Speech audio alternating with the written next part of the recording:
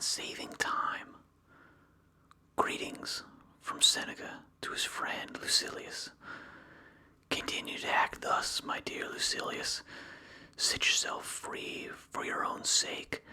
Gather and save your time, which till lately has been forced from you, or filched away, or has merely slipped from your hands. Make yourself believe the truth of my words, that certain moments are torn from us, that some are gently removed, and that others glide beyond our reach. The disgraceful kind of loss, however, is that due to carelessness. Furthermore, if you will pay close heed to the problem, you will find that the largest portion of our life passes while we are doing ill, a goodly share while we are doing nothing, and the whole while we are doing that which is not to the purpose. What man can you show me who places any value on his time, who reckons the worth of each day, who understands that he is dying daily? For we are mistaken when we look forward to death. The major portion of death is already past. Whatever years be behind us are in death's hands. Therefore, Lucilius, do as you write me that you are doing. Hold every hour in your grasp. Lay hold of today's tasks, and you will not need to depend so much upon tomorrow's. While we are postponing, life speeds by. Nothing, Lucilius, is ours except time. We were entrusted by nature with the ownership of this single thing, so fleeting and slippery that anyone who will can oust us from possession. What fools these mortals be! They allow the cheapest and most useless things, which can easily be replaced, to be charged in the reckoning after they have acquired them, but they never regard themselves as in debt when they have received some of that precious commodity, time. And yet, time is the one loan which even a grateful recipient cannot repay. You may desire to know how I, who preach to you so freely, am practicing. I confess frankly, my expense account balances, as you would expect from one who is free-handed but careful. I cannot boast that I waste nothing, but I can at least tell you what I am wasting, and the cause and manner of the loss. I can give you the reasons why I am a poor man. My situation, however, is the same as that of many who are reduced to slender means through no fault of their own. Everyone forgives them, but no one comes to their rescue. What is the state of things then? It is this: I do not regard a man as poor, if the little which remains is enough for him. I advise you, however, to keep what is really yours, and you cannot begin too early, for, as our ancestors believed, it is too late to spare when you reach the dregs of the cask. Of that which remains at the bottom, the amount is slight, and the quality is vile. Farewell. Letter 2. On discursiveness in reading. Judging by what you write me, and by what I hear, I am forming a good opinion regarding your future. You do not run hither and thither, and distract yourself by changing your abode, for such restlessness is the sign of a disordered spirit.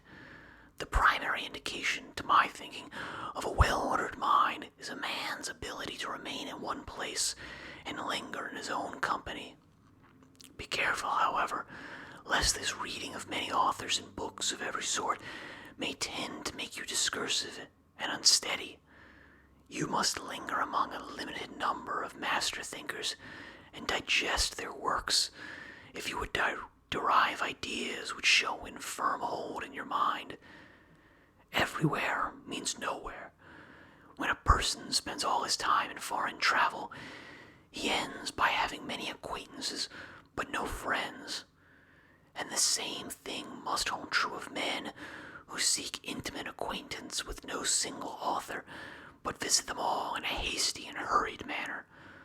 Food does no good, and is not assimilated into the body if it leaves the stomach as soon as it is eaten. Nothing hinders a cure so much as frequent change of medicine. No wound will heal when one salve is tried after another. A plant, which is often moved, can never grow strong. There is nothing so efficacious that it can be helpful while it is being shifted about, and in reading of many books is distraction. Accordingly, since you cannot read all the books which you may possess, it is enough to possess only as many books as you can read. But, you reply, I wish to dip first into one book and then into another. I tell you that it is the sign of an overnice appetite to toy with many dishes, for when they are manifold and varied, they cloy but do not nourish. So you should always read standard authors, and when you crave a change, fall back upon those whom you read before. Each day acquire something that will fortify you against poverty, against death, indeed against other misfortunes as well, and after you have run over many thoughts, select one to be thoroughly digested that day. This is my own custom. From the many things which I have read, I claim some one part for myself. The thought for today is one which I discovered in Epicurus, for I am wont to cross over even into the enemy's camp, not as a deserter, but as a scout. He says, contented poverty is an honorable estate. Indeed, if it be contented, it is not poverty at all. It is not the man who has too little, but the man who craves more that is poor. What does it matter how much a man has laid up in his safe or is in his warehouse, how large are his flocks and how fat his dividends, if he covets his neighbor's property and reckons not his past gains, but his hopes of gains to come? Do you ask what is the proper limit to wealth? It is, first, to have what is necessary, and second, to have what is enough. Farewell. Letter 3. On true and false friendship. You have sent a letter to me to the hand of a friend of yours, as you call him, and in your very next sentence you warn me not to discuss with him all the matters that concern you, saying that even you yourself are not accustomed to do this. In other words, you have in the same letter affirmed and denied that he is your friend. Now you used this word of ours in the popular sense, and called him friend in the same way which we speak of all candidates for election, as honorable gentlemen, and as we greet all men whom we meet casually, if their names slip us for the moment, with the salutation, my dear sir, so be it. But if you consider any man a friend whom you do not trust as you trust yourself, you are mightily mistaken, and you do not sufficiently understand what true friendship means. Indeed, I would have you discuss everything with a friend, but first of all discuss the man himself. When friendship is settled, you must trust. Before friendship is formed, you must pass judgment. Those persons, indeed, put last first and confound their duties, who, violating the rules of Theophrastus, judge a man after they made him their friend, instead of making him their friend after they have judged him. Ponder for a long time whether you shall admit a given person to your friendship, but when you have decided to admit him, welcome him with all your heart and soul. Speak as boldly with him as with yourself. As to yourself, although you should live in such a way that you trust your own self with nothing which you could not entrust even to your enemy, yet, since certain matters occur which convention keeps secret, you should share with a friend at least all your worries and reflections. Regard him as loyal, and you will make him loyal. Some, for example, fearing to be deceived, have taught men to deceive. By their suspicions, they have given their friend the right to do wrong. Why need I keep back any words in the presence of my friend? Why should I not regard myself as alone when in his company? There there is a class of men who communicate to anyone whom they meet matters which should be revealed to friends alone, and unload upon the chance listener whatever irks them. Others, again, fear to confide in their closest intimates, and if it were possible, they would not trust even themselves, burying their secrets deep in their hearts. But we should do neither. It is equally faulty to trust everyone and to trust no one. Yet the former fault is, I should say, the more ingenuous, the latter the more safe.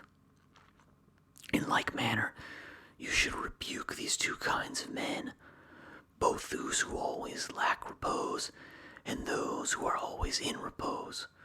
For love of bustle is not industry, it is only the restlessness of a hunted mind.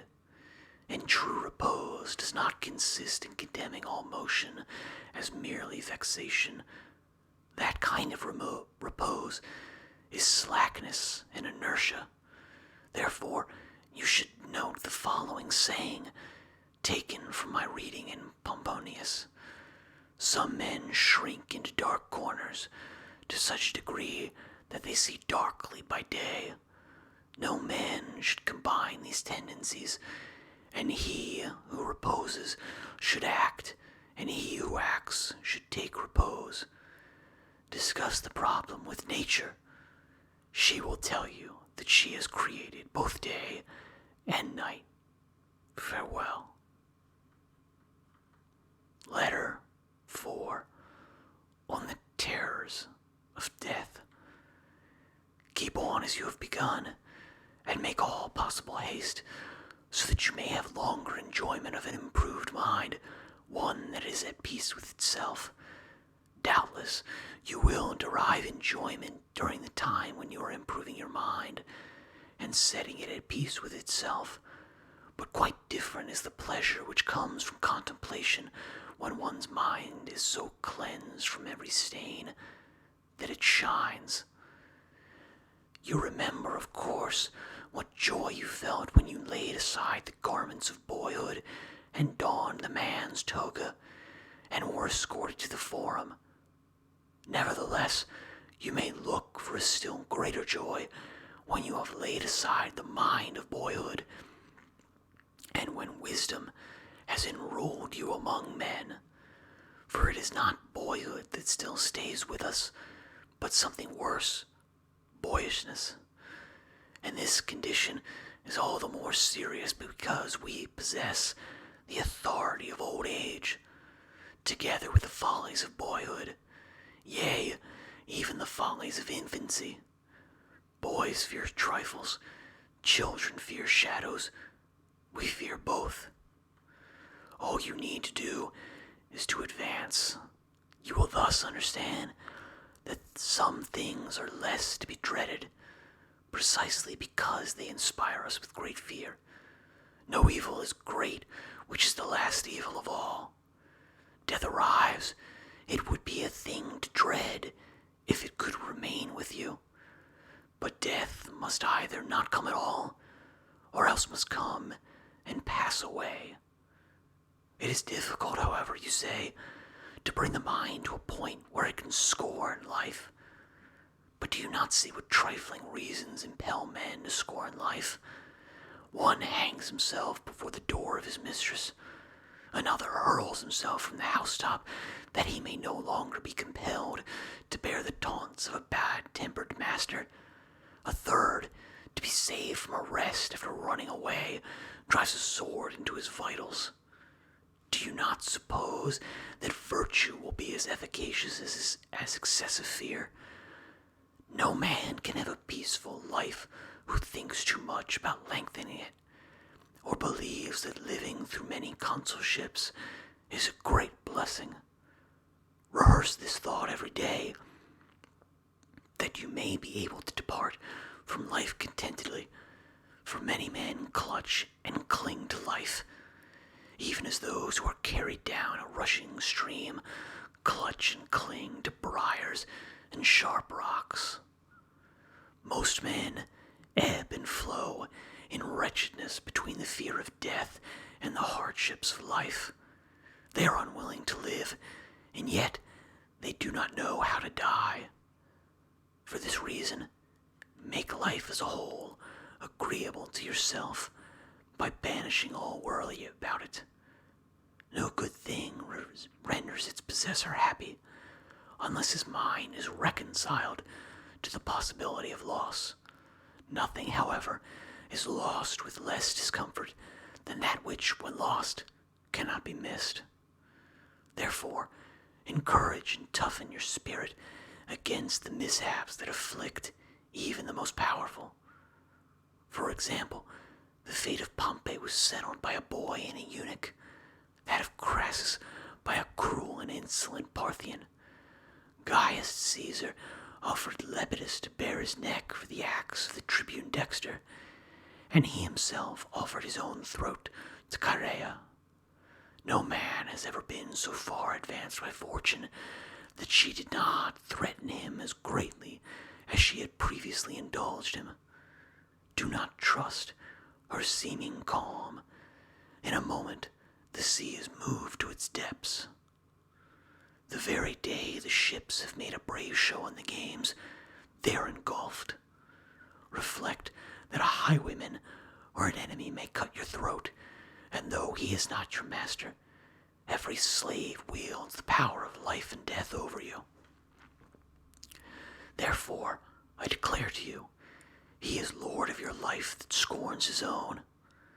Think of those who have perished through plots in their own home, slain either openly or by guile. You will that just as many have been killed by angry slaves as by angry kings.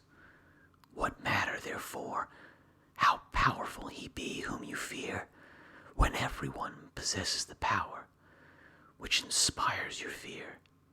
But, you will say, if you should chance to fall into the hands of the enemy, the conqueror will command that you be led away. Yes, whither you are already being led. Why do you voluntarily deceive yourself and require to be told now for the first time what fate it is that you have long been laboring under? Take my word for it, since the day you were born, you are being led thither. We must ponder this thought and the thoughts of the like nature if we desire to be calm as we await that last hour, the fear of which makes all previous hours uneasy. But I must end my letter. Let me share with you the saying which pleased me today. It, too, is called from another man's garden. Poverty brought into conformity with the law of nature is great wealth. Do you know what limits that law of nature ordains for us? Merely to avert hunger, thirst, and cold. In order to banish hunger and thirst, it is not necessary for you to pay court at the doors of the purse-proud, or to submit to the stern frown, or to the kindness that humiliates. Nor is it necessary for you to scour the seas or go campaigning. Nature's needs are easily provided and ready to hand. It is the superfluous things for which men sweat, the superfluous things that wear our togas threadbare, that force us to grow old in camp, that dash us upon foreign shores. That which is enough is ready to our hands. He who has made a fair compact with poverty is rich.